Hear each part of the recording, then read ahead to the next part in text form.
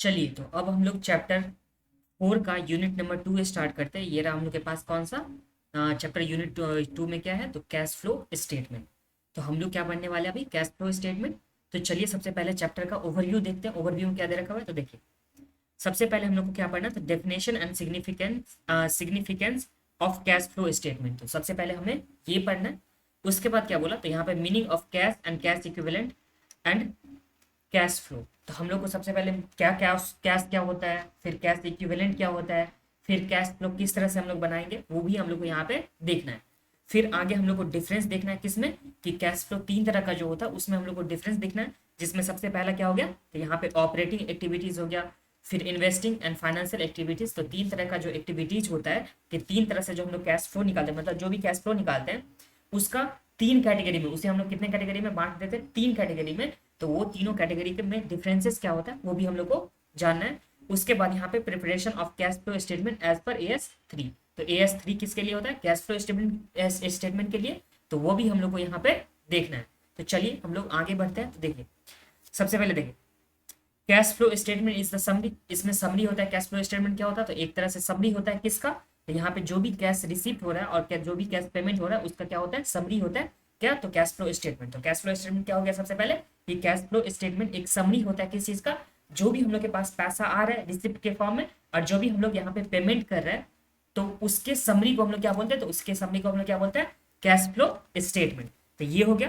देखिए ये first lecture जो भी आप लोग यहाँ पे देख रहे हो तो इसमें थोड़ा सा बोरिंग लगेगा क्योंकि ये थ्योरी पार्ट जैसे हो जाता है। उसके बाद जैसे हम लोग सम्स करेंगे तो आप लोग को अच्छा फील होना स्टार्ट हो जाएगा। तो चलिए देखिए, अब देखिए कि कहाँ कहाँ से हम लोग के पास कैश आ सकता है। तो यहाँ पे सोर्सेस ऑफ कैश, किस तरह से हम लोग के पास कहाँ कहाँ से पैसा आ सकता है। तो देखिए सोर्सेस में क्या हो सकता है, तो यहाँ पे इशू कर सकते हैं हम लोग, शेयर को कर सकते हैं, डिवेंचर को कर सकते हैं, या लॉन्ग टर्म लोन के थ्रू हम लोग क्या कर सकते हैं, पैसा मंगा सकते हैं। तो ये हम लोग के पास सोर्सेस हो गया। पहला पहला सोर्स में क्या हो गया कि सबसे पहले देखिए या तो हम लोग शेयर को इशू कर सकते हैं, चाहे इक्विटी हो या प्रेफरेंस शेयर हो, या डिवेंचर को हम लोग इशू कर सकते हैं, या लॉन्ग टर्म लोन जो होगा उसके फॉर्म में हम लोग यहाँ पे क्या कर सकते हैं, कैश को रिसीव कर सकते हैं। फिर हम लोग या तो सेल इन्वेस्टमेंट जो भी होगा उसे हम लोग क्या कर सकते हैं, सेल कर सकते हैं, या जो भी फिक्स एसेट होगा उसे हम लोग क्या कर सकते हैं, सेल कर सकते हैं। तो उससे भी हम लोग के पास क्या हो सकता है तो पैसा आ सकता है। फिर कैश फ्रॉम ऑपरेशन, ऑपरेशन का मतलब क्या कि जो भी हम लोग का बिजनेस होगा तो उस बिजनेस के थ्रू भी हम लोग कुछ भी प्रोडक्ट, जो भी हम लोग का प्रोडक्ट होगा या सर्विस होगा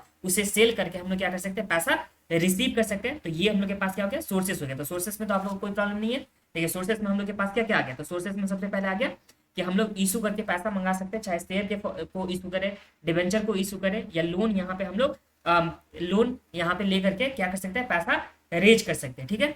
फिर सेल इन्वेस्टमेंट को हम लोग सेल कर सकते हैं, या फिक्स एसेट को हम लोग सेल करके पैसा मंगा सकते हैं। और तीसरा जो हम लोग के पास हो गया कि जो नॉर्मल हम लोग का बिजनेस है उस बिजनेस में प्रोडक्ट या सर्विस को सेल करके हम लोग क्या कर सकते हैं, पैसा रिसीव कर सकते हैं। तो ये हम लोग के पास क्या हो गया, सोर्सेस ऑफ कैश। अब यहाँ पे दे रखा है उनके पास क्या, एप्लीकेशन ऑफ कैश, मतलब कहाँ कहाँ हम लोग कैश क्या कर सकते हैं, स्पेंड करते हैं, मतलब कहाँ कहाँ हम लोग पेमेंट करते हैं वो हम लोग के पास यहाँ पे गिवन है। तो देखिए देखिए जो हम लोग यहाँ पे शेयर पर यहाँ क्या किए थे, इशू किए थे, शेयर परचेज किए थे, डिवेंचर हम लोग इशू किए थे, या लॉन्ग टर्म लोन के फॉर्म में हम लोग पैसा रेज किए थे, उसका तो पेमेंट भी तो हम लोग को करना होगा ना। तो यहाँ पे देखिए redemption of preference share, debenture, repayment of long term loan. तो हम लोग जो भी लोन हो गया, डिवेंचर हो गया, प्रेफरेंस शेयर हो गया, इसका हम लोग रिपेमेंट करके क्या कर सकते हैं, पेमेंट कर सकते हैं। मतलब हम लोग का पैसा कहाँ पे खर्च होगा, तो इस सबको पेमेंट करने से हम लोग का पैसा यहाँ पे खर्च होने वाला है। अब देखिए परचेज ऑफ इन्वेस्टमेंट, तो हम लोग अगर इन्वेस्टमेंट को परचेज करते हैं तो उस टाइम में भी हम लोग का पैसा यहाँ से जाने वाला है, मतलब पेमेंट हम लोग करते हैं। या अदर फिक्स एसेट को हम लोग अगर परचेज करेंगे तो उस केस में भी हम लोग को पैसा क्या होगा, अपने पॉकेट से निकलेगा। तो ये सब हम लोग के पास क्या हो गया, एप्लीकेशन ऑफ कैश। या टैक्स का पेमेंट करते हैं, या डिविडेंड का पेमेंट करते हैं, या हम लोग के पास किसी भी फॉर्म में लॉस हो जाता है तो लॉस के भी वजह से हम लोग के पास यहाँ पे पैसा जाता है। जैसे एग्जाम्पल एक मैं आप लोग को बता रहा हूँ कि ये हम लोग के पास क्या था, बिल्डिंग था। ठीक है। इसमें बहुत सारे फर्नीचर लगे हुए थे, बिल्डिंग था उसमें, मतलब बहुत सारे फर्नीचर।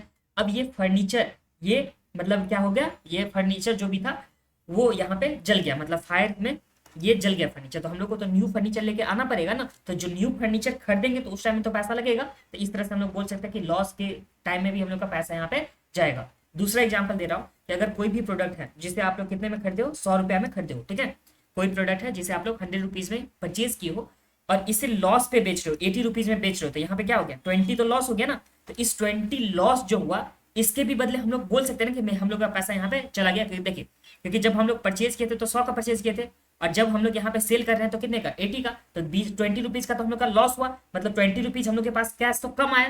तो यही जो कम हो गया, तो यही हम लोग के पास क्या हो गया कि कैश मतलब कैश जो हम लोग के पास हुआ था वो खर्च हो गया 20 रुपीज। कि इस तरह से हम लोग बोल सकते हैं कि लॉस जो ऑपरेशन में हुआ उसमें भी हम लोग का क्या हो सकता है, तो यहाँ पे कैश का आउटफ्लो हो सकता है। तो यहाँ तक समझने में तो कोई प्रॉब्लम नहीं है आप लोग को। सबसे पहले क्या था, सोर्सेस कहाँ कहाँ से पैसा आ सकता है, तो यहाँ पे हम लोग शेयर या डिवेंचर को इशू करके या लोन के फॉर्म में हम लोग पैसा मंगा सकते हैं। फिर इन्वेस्टमेंट में क्या, तो इन्वेस्टमेंट को सेल कर सकते हैं, फिक्स एसेट को सेल कर सकते हैं, उससे भी हम लोग पैसा क्या कर सकते हैं, मंगा सकते हैं। या अगर हम लोग नॉर्मल बिजनेस है उसमें भी हम लोग यहाँ पे प्रोडक्ट या सर्विस को बेच करके पैसा क्या कर सकते हैं, मंगवा सकते हैं। तो ये हम लोग के पास सोर्सेस ऑफ कैश था। एप्लीकेशन कहाँ कहाँ हम लोग पैसा खर्च करेंगे, तो यहाँ पे प्रेफरेंस शेयर हो, डिबेंचर हो या लोन हो, इस सब के रिपेमेंट करने में, फिर जो भी इन्वेस्टमेंट है उसे सेल करने में, फिक्स एसेट को सेल करने में, या टैक्स का पेमेंट करें, डिविडेंड का पेमेंट करें, या हम लोग के बिजनेस में कुछ भी लॉस हो गया तो इस सब के बदले हम लोग का पैसा कहाँ पे तो स्पेंड होता है, तो वो हम लोग के पास क्या आ जाएगा, तो ये एप्लीकेशन ऑफ कैशेस में आ जाएगा। तो ये समझने में तो कोई प्रॉब्लम नहीं आप लोग को। अब देखिए कैश का मीनिंग समझते हैं। तो देखिए कैश में क्या क्या आता है, तो देखिए सबसे पहले हम लोग के पास कैश में क्या आता है, तो यहाँ पे सबसे पहले कैश इन हैंड, जो बिजनेस के पास जो भी पैसा होगा जो कैश के फॉर्म में होगा, नोट्स हो गया, कॉइन्स हो गया, तो इसके फॉर्म में होगा, तो सबसे पहला ये कैश में इंक्लूड होता है। फिर demand deposit with bank, bank के पास हम लोग अगर डिमांड डिपॉजिट मतलब सेविंग बैंक अकाउंट में रखे या करेंट अकाउंट में रखे, तो जो हम लोग के पास हम लोग का पैसा बैंक में जमा होता है उसके भी बदले हम लोग का पैसा निकाल सकते हैं ना बैंक से, तो ये भी हम लोग के पास क्या होता है, किसमें इंक्लूड होता है, ये कैश में इंक्लूड होता था। कैश में क्या क्या आ गया, तो सबसे पहले कैश इन हैंड आ गया, फिर डिमांड डिपॉजिट जो भी बैंक के पास हम लोग रखते तो वो भी हम लोग के पास कैश में आ गया। फिर ये समझने में तो कोई प्रॉब्लम नहीं है, कैश में क्या क्या इंक्लूड होता है, सबसे पहले कैश जो हम लोग के पास है, प्लस में जो डिमांड डिपॉजिट बैंक के पास हम लोग जो सेविंग अकाउंट में पैसा जमा करके रखे हैं या करेंट अकाउंट में जमा करके रखे हैं, तो वो भी हम लोग के पास किस में आ गया, तो ये कैश में आ गया। अब यहाँ पे कैश इक्विवेलेंट में क्या होता है, क्या क्या इंक्लूड होता है, वो हम लोग देखेंगे। कैश में तो समझने में तो कोई प्रॉब्लम नहीं है ना आप लोग को। तो अब हम लोग देख लेते हैं यहाँ पे कैश इक्विवेलेंट में क्या क्या यहाँ पे इंक्लूड किया जाता है। देखिए कैश इक्विवेलेंट का मतलब क्या होता है कि शॉर्ट टर्म, मतलब शॉर्ट से शॉर्ट टर्म में हम लोग के पास पैसा यहाँ पे रिसीव हो जाए, मतलब पैसा हम लोग के पास आ जाए, तो वो क्या हो जाएगा, तो वो हो जाएगा कैश इक्विवेलेंट। तो देखिए short term highly liquid investment, मतलब जो बहुत ही कम दिनों में, मतलब लेस देन 3 मंथ्स में, लेस देन यहाँ पे क्या 3 मंथ्स में हम लोग के पास यहाँ पे पैसा आ जाएगा। हम लोग जैसे जो भी हम लोग के पास जो भी लिक्विड हुआ, मतलब देखिए हाईली लिक्विड इन्वेस्टमेंट, इसका मतलब क्या हुआ कि जिससे हम लोग सेल करके तुरंत पैसा यहाँ पे रिकवर कर पाएंगे, उसे क्या बोला जाता है, तो उसे बोला जाता है हाईली लिक्विड इन्वेस्टमेंट। तो वो भी किसके में इंक्लूड होता है, तो ये होता है कैश इक्विवेलेंट में इंक्लूड होता है। that are readily convertible into known amount of cash which are subjected to an insignificant risk of changes in value, मतलब जिसके वैल्यू में चेंज होने का इनसिग्निफिकेंट रिस्क होता है, उसमें उसे हम लोग क्या बोलते हैं, तो उसे हाईली लिक्विड इन्वेस्टमेंट बोलते हैं। तो हाईली लिक्विड इन्वेस्टमेंट में क्या आ गया कि जिसे हम लोग बेच करके पैसा रिकवर कर सकते हैं, जल्द से जल्द रिकवर कर सकते हैं, मतलब लेस देन 3 मंथ्स में हम लोग रिकवर कर सकते हैं, और जिसका वैल्यू चेंज नहीं होगा, वैल्यू चेंज होने का रिस्क बहुत ही कम रहेगा, मतलब ना के बराबर रहेगा, उससे हम लोग क्या बोलते हैं, हाईली लिक्विड इन्वेस्टमेंट बोलते हैं। और हाईली लिक्विड इन्वेस्टमेंट किसका पार्ट होता है, तो ये होता है कैश इक्विवेलेंट का पार्ट। अब यहाँ पे आगे देखिए सिक्योरिटी विद शॉर्ट मैच्योरिटी, जिसका मतलब देखिए कोई भी सिक्योरिटी हो गया जिसका शॉर्ट मैच्योरिटी पीरियड है, मान लीजिए यहाँ पे 3 मंथ्स और उससे भी लेस पीरियड का जिसका मैच्योरिटी है, वो भी क्या में आता है, तो ये आता है कैश इक्विवेलेंट में। एग्जाम्पल के लिए यहाँ पे देखिए प्रेफरेंस शेयर 2 महीने बाद यहाँ पे रिडीम होने वाला है, ठीक है, प्रेफरेंस शेयर 2 महीने बाद या 1 महीने बाद रिडीम होने वाला है, और उस टाइम अगर आप लोग परचेज कर ले तो प्रेफरेंस शेयर को, तो उसे हम लोग कौन सा उसे हम लोग किस कैटेगरी में रखेंगे, कैश में या कैश इक्विवेलेंट में, तो आंसर इज कैश इक्विवेलेंट में। तो यही हो गया जो भी हम लोग के पास सिक्योरिटीज हैं, जो भी इन्वेस्टमेंट के फॉर्म में है, जिसका लिक्विड जिसका हम लोग के पास जिसका क्या चीज का पैसा मिलने का मतलब जो भी पीरियड होगा वो लेस देन 3 मंथ्स होगा, लिक्विड होने का जिसका टाइम पीरियड 3 मंथ होगा, लेस देन 3 मंथ्स, तो उसे जिसका मैच्योरिटी 3 महीने से पहले होगा उसे हम लोग क्या बोलेंगे, तो उसे बोलेंगे कैश इक्विवेलेंट।